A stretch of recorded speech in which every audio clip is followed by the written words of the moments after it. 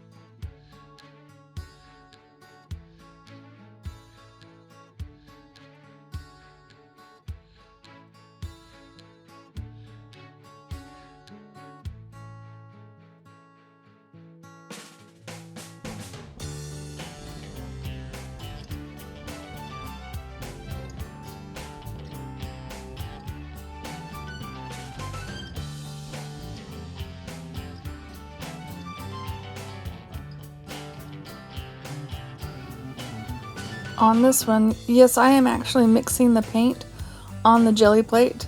Not sure what I was hoping to get. It wasn't quite the right colors to get a purple. I was just playing around, and we'll see what we end up with.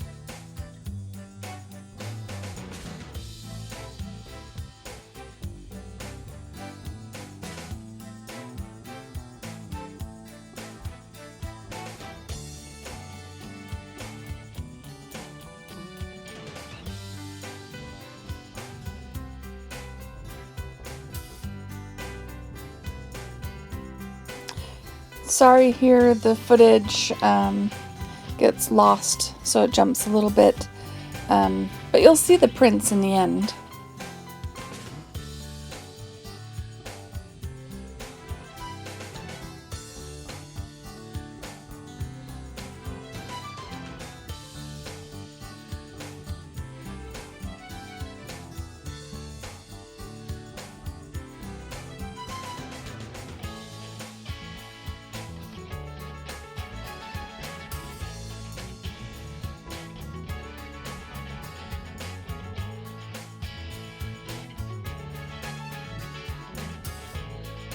And this next one is a cleanup print.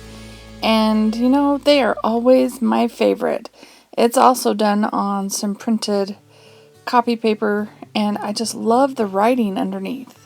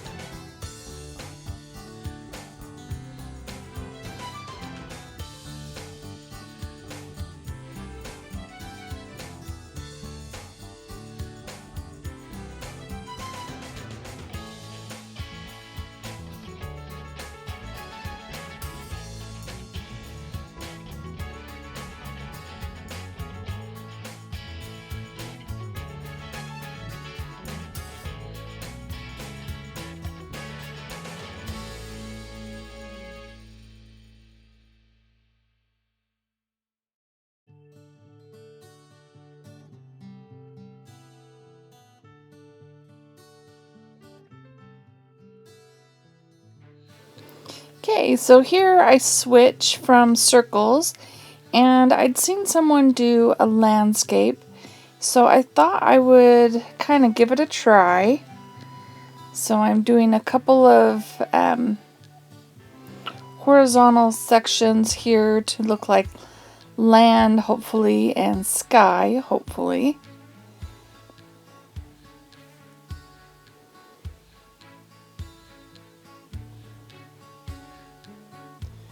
And decided I wanted a little darkness around the edges. I didn't think my plate had enough grunge around the edges.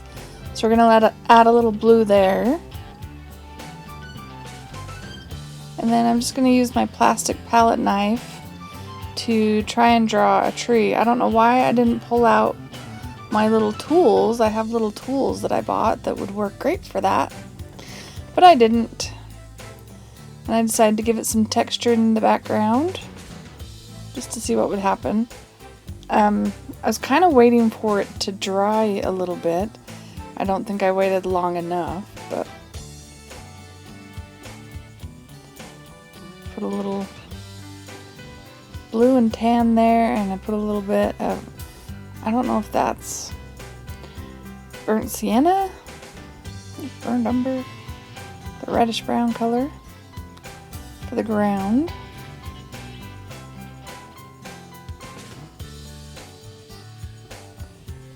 And yes, another piece of copy paper. I'm using the opposite side this time. And I feel like we lost the tree. You can kind of see the roots. So what I decide to do is actually paint it on. So I'm getting some Mars black out. I'm just going to use a little paintbrush and we'll paint a tree.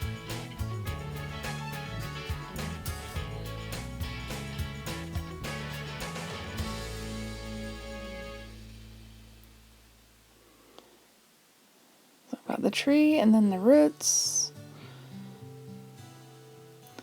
And it's just a really rudimentary looking tree. But here again, I'm putting some more dark around the edges, this time with the black. And I think I go in and put a little bit of a horizon. Yeah, just with the palette knife, so it's not perfect. Let that dry. Just smearing out the black so it's not this big lump. Pull up a little, hoping it wouldn't take too much, and it didn't. It just took the thick areas out so it would dry. And now I'm just putting some matte medium because I want to put this on top of that other page. I don't want to cover it up, so matte medium's clear, and I thought that would work. I tried to line it up there. I don't really do a good job of that, but it's okay. We're going to pull that up. Now our tree's on there. And I end up pulling out a little more of that black paint. And I'm just going to help that tree because I got a little bit of a wrinkle there. Just going to paint a little bit into that tree and make it one piece. I think I just leave the roots out as they are. They don't matter. They're under dirt, right? We might not see them all. Yeah. So I had to do one a little bit different there. And then, of course, when I was done with that, I had to play with my gold paints.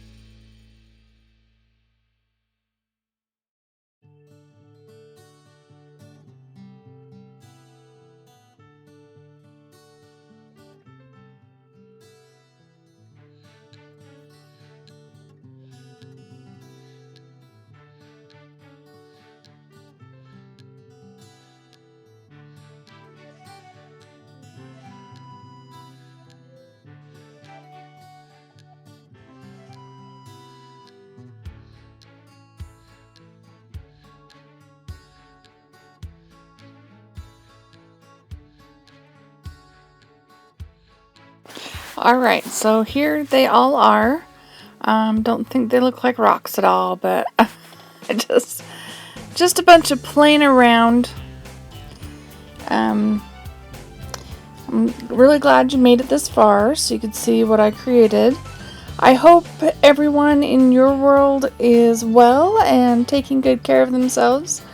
I know it's been kind of a stressful time, and yeah, please leave me a comment so that I know you were here.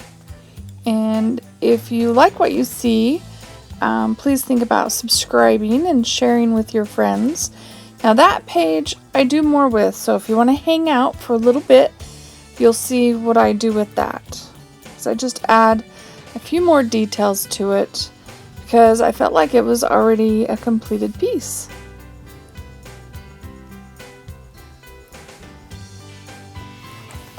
Well, practically completed, you know what I mean.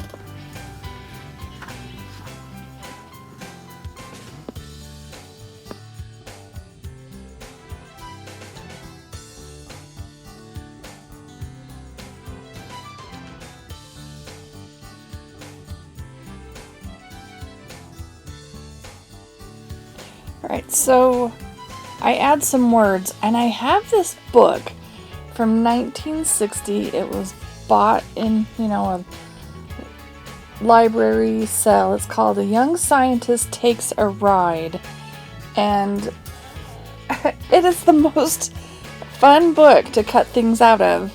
So I'll read what I put on there because it's probably hard to see, but it's like, the section of the tree which you see above ground is only part of the entire tree. Its underground root system is often equal in size to the branches and leaves. I mean, most people know that now, but that was a young reader's book. And it's all about driving a car. So it's really kind of funny because it has like mechanics instructions in there and everything. It's just a really funny book. Anyway, I like using bits and pieces of that, and I just happened to flip to that page, and it was quite appropriate. Anyway, I hope you liked this video. I know it was a super long one. I hope it was relaxing for you and entertaining for you. And if you did like it, please give me a thumbs up, and thanks for watching.